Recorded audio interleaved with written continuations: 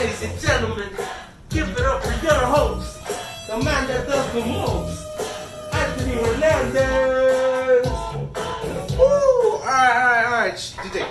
Gracias. Alright, so listen up, this is my show. First and only episode, because I'm getting cut off for it. Oh, sorry, let me take off my glasses. Thank you, I know, sorry. Sun shines bright, I can tell it, am I right?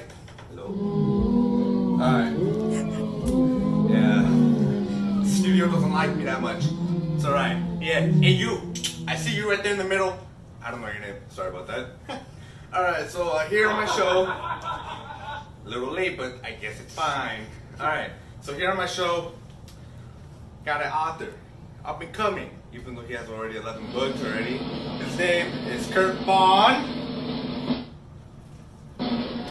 Kurt Vaughn. Hey, there you go. Alright, so here.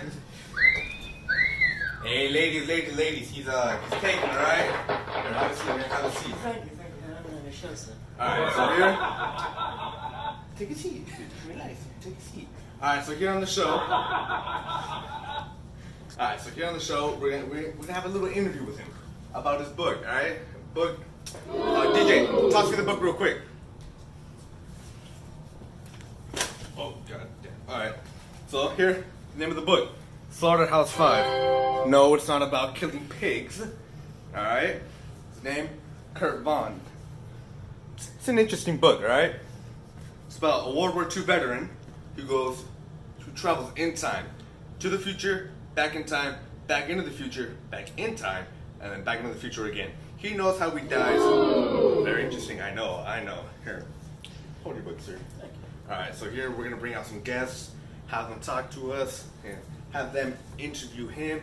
He's gonna answer the question. It's gonna be fun. It's gonna be a lot of fun. Thank you. Alright, thank you again. Alright, it's a pleasure to have you on my show. Now please explain to me why you decided to make a book about time travel, about World War II, and most of all, the aliens. The reason why I decided to write this book with those three topics in mind was because to show the people who read the book what happens to a person when they experience war, like the effects of war, basically, PTSD or some other emotional disabilities. For example, in this case, the main sorry about that.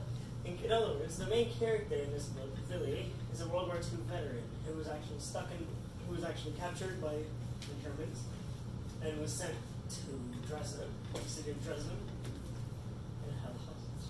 Well, as a prisoner of war. Okay. Alright, well, that's very interesting. Now about the movie. Do you think that the movie is true to like what you wanted the book to actually be about? Like, do you think that the movie stayed true to what you wrote? Yes, indeed it did. I feel like like when I watched the movie, I feel like it ignored the parts that didn't really leave a trace in people's mind.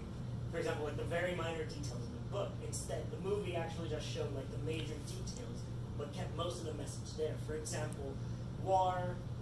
It showed the war, prisoners of war. It showed the prisoners as well and like their conditions, as well as like occasional flashbacks or future flashbacks into the future for Billy. Can you tell me more about the what's the name of this saying? So it goes. Can you please tell me what it means? Because you kind of do repeat it a lot in the book, but I noticed that it never did come out of the movie. Can you please tell me what that's about? Based on the book, basically? Yes. The reason why I added that in the book was because Billy, since he was constantly in that time travel situation, like it feels like he never really realized what happens to the people around him when he time travels. So basically, when in a book where I wrote was when he died, he died. Apologies, I really stress out a lot. It's fine. Just remember, it's our first and only show. We are getting cut out, so it's perfectly fine. We mess up. We don't. It's all good. You haven't got to worry. I know. It's okay. Continue. What was it? Was it talking about like how his friends died? I think was. Yes. The reason why I put the word "so it goes" is because in a book, I wrote like how it talks about like how some of Billy's friends die, like some friends that he's known since the war that probably died after the war, probably due like possible suicide or some other natural disasters. The reason why I wrote that was because like since Billy's constantly in that time travel loop, he doesn't really know what really happened, and all he hears is rumors. And those rumors, like let's just say somebody who was first there. Continue. The audience is just, it's funny, kids. But sometimes it makes a few jokes. Thank you. Okay, so let's just say somebody.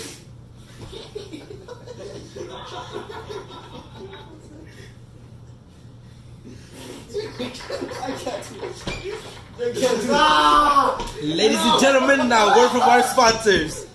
How's my name, Billy? Got my hard hat on. Check it out. Just check it out. Oh. Billy, wake up. Where am I? Find the time off the door. You were hit in the head by Debris and Lazaro. Well, I'm glad these sunglasses are as hard as helmet from debris. Festival Flip. Get yours for now only $2.99. Made special in Italy. A yellow hard hat. Get yours for $30 at any Home Depot or Lowe's.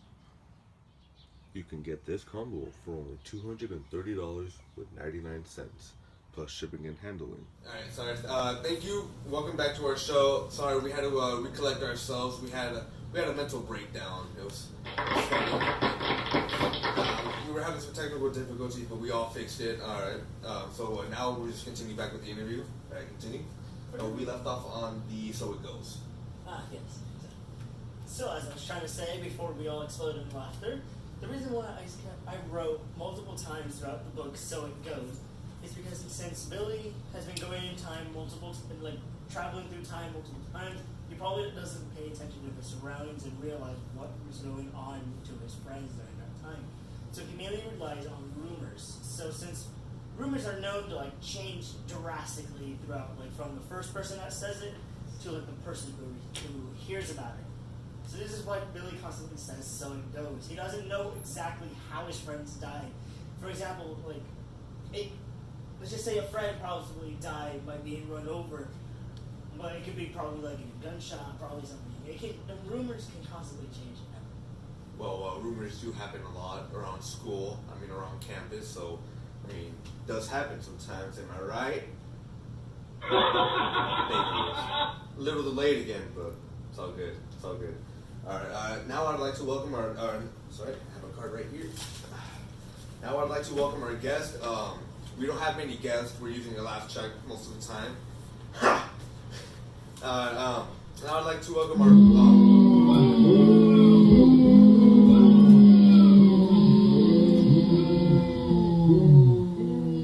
I'm watching you there in the back. All right. Now I'd like to welcome our probably our first, maybe our second guest. Our first guest would be our Carlos Brachiomontes. Sorry, typo.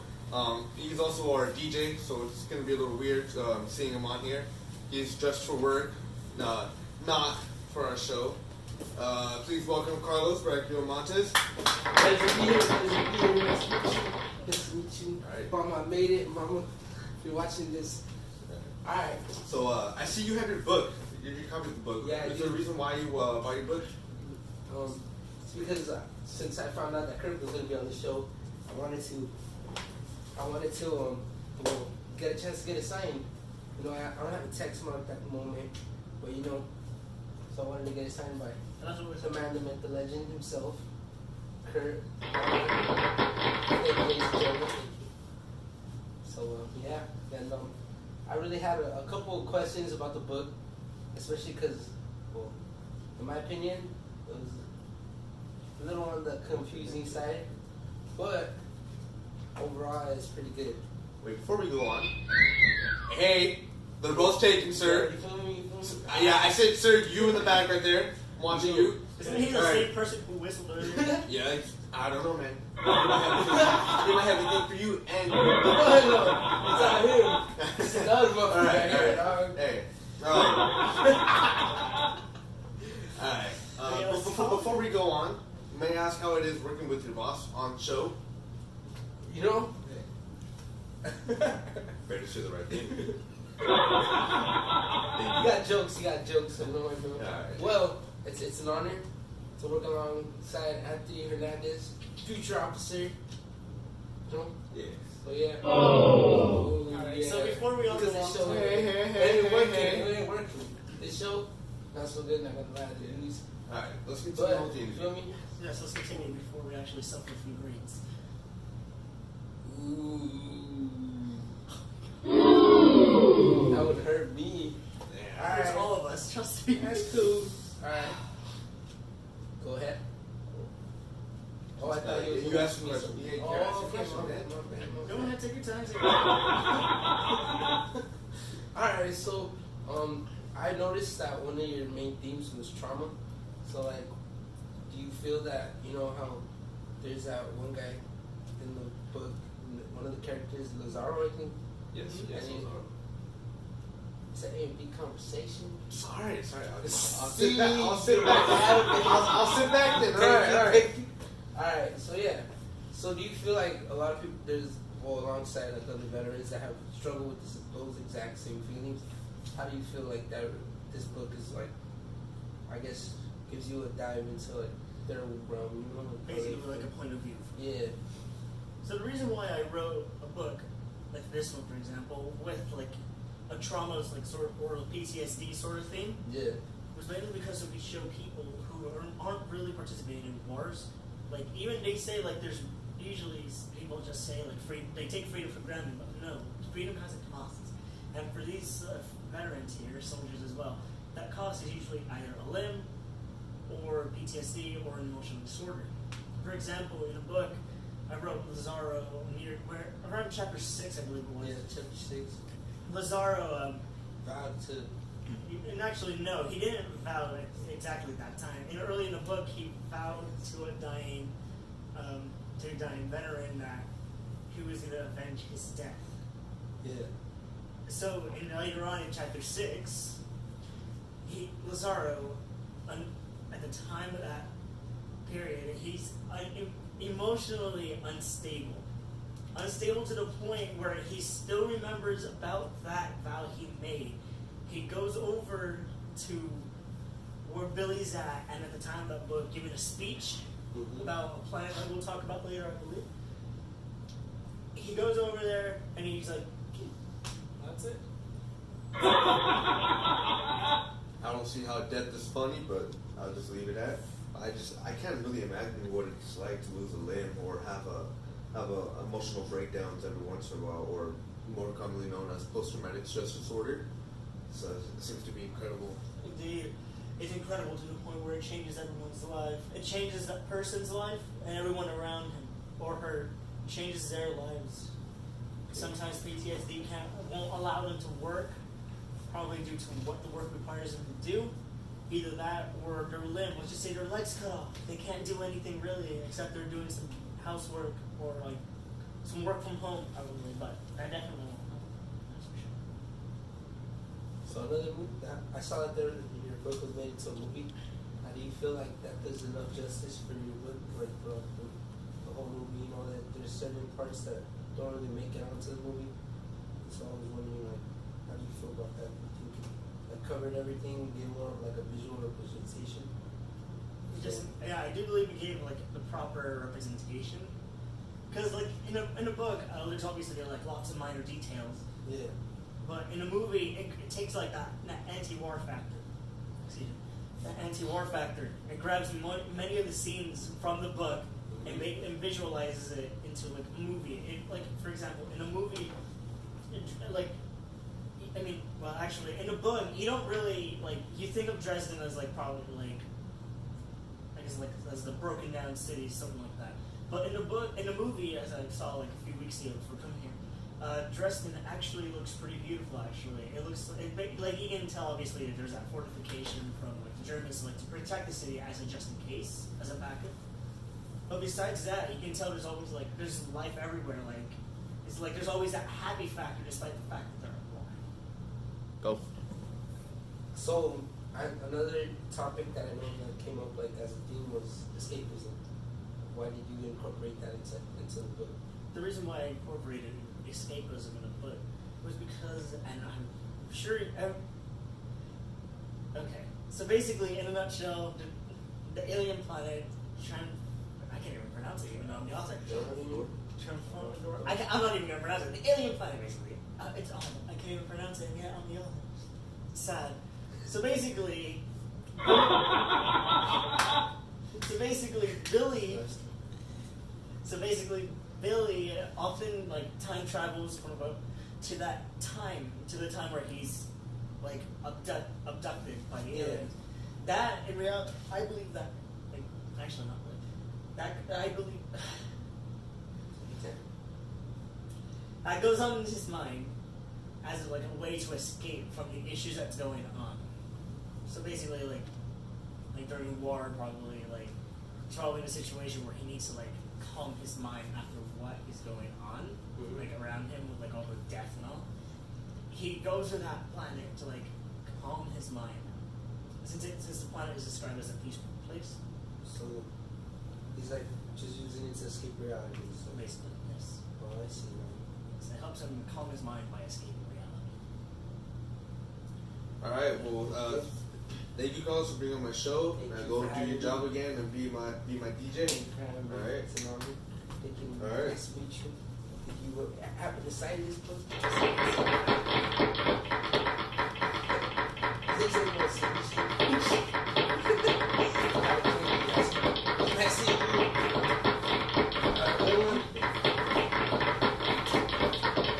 Alright, thank you. Chilling. You know, after the bombing, this town's crazy. Yeah. Rubble everywhere. You know, the streets clearly empty. You know, you don't see kids here no more. You know why, right? Bombing. I'll stop so we can get out, check out this office level. Yes, sir.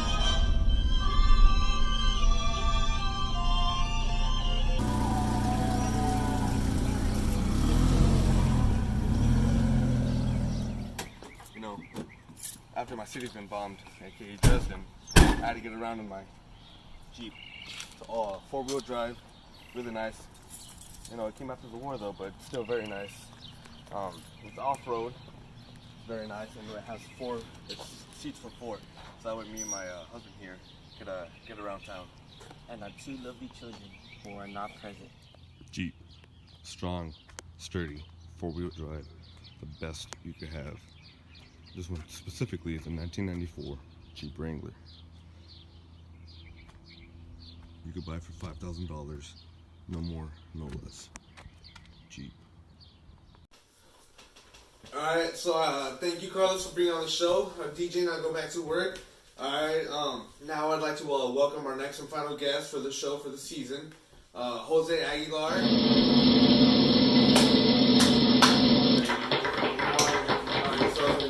Mr. Kurt, how are you? Hey, he has a girlfriend, alright? That better be actually back. Either better be for Leo or me, alright? Yeah. Whatever. If you don't know Jose, he is our director backstage. He works with closely with Carlos. So thank you for taking the time. Thank you. All right. Do you have any questions for Mr. Vaughn? No. Just lots of concerns about the book and the movie. All right. Yes. The movie and the book are really confusing because it goes from the future and the past. Will tell me something about that? The book wise or movie wise? Both. Okay. So in a book, I like the transitions usually happen when like a similar event happens, like in the past to like his future. Like when it's like a similar event. So basically, in the book, like for example, if he was hit in the head, like in war, for example, he would be like it would transition over to like a hit in the head, like later on in the future. It would relate to that similar way. In a movie, I find it has done a great job transitioning that. Because in the book, it would be really confusing. Yes, even I admit, the author, that it gets really confusing. But in the movie, I feel like it really does a great job of transitioning that. Oh yeah, it does. Well, that's what I like about it. But the movie is more, I understand it more, but the movie has more details than No, the book has more details, my bad. That's The good. book has more details than what the movie has. Why wouldn't you add those details in, more So- details into the movies? Do you like in a way a visual, like to help the reader understand like what he's looking at in a way, like it tries like to depict it basically. Okay, thank you. That's it. That's all I had. I was just so confused about the movie. Yeah. Oh, okay. I was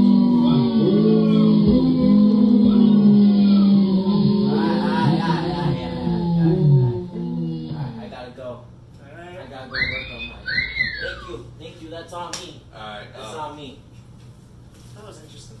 Alright, like I said, the movie, I don't think I ever said this, the movie's from 1978, so it was directed by George Roy Hill. I emailed him, tried to get him on the show. I didn't, as you can see, how do you think that went? You know, it didn't do too good, but You can rent the movie for about $4 on Google Play. Really good movie. Just make sure there's no kids around. alright, so you think everything good? You think the audience is doing quite well? You think they behave themselves? Wait, what? Well, sorry. Yeah, sorry. So- I got confused there for a minute. yeah. Apologies. Do you think the audience behaved themselves well? Throughout the show? Yes, sir. No.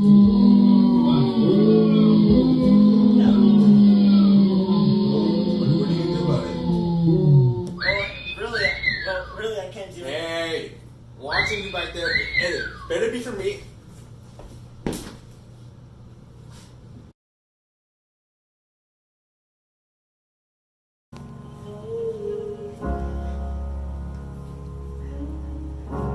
Spend all your time with I put everything on the line on my show, man. It's weird. Now they want to take my show away. My director, man, he won't be able to feed his kids. feel not good enough. And it's hard at the end. Look at my DJ. Look at my Need DJ. some Look how fat he is. distraction. Oh, memories seep through my veins. I just got one more thing to say, man. It's good time.